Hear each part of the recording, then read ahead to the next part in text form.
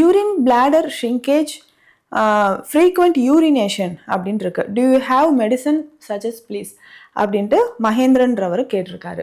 இதில் முக்கியமாக வந்து பார்த்தோம்னா இந்த யூரின் பிளாடர் ஷ்ரிங்கேஜ் ஆகுதுன்னா ஏஜ் ஒரு மெயின் ரீசனாக இருக்கும்.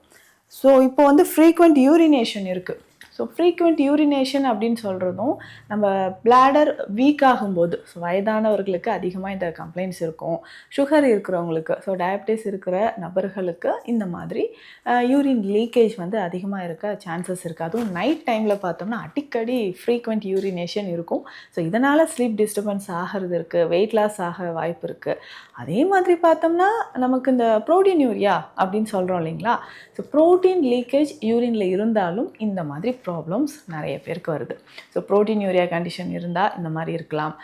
ஏஜ் ஃபெலோ நிறைய பேருக்கு, பெண்கள் ஒரு சிலருக்கு எதனால் இந்த ஃப்ரீக்வெண்ட் யூரினேஷன் இருக்குன்னா யூட்ரஸ் ப்ரோலாப்ஸ் இருக்கும். ஸோ யூட்ரஸ் வந்து கொஞ்சம் கீழே இறங்கி, ஸோ கர்ப்பப்பை அடித்தள்ளல் அப்படின்னு சொல்லுவாங்க.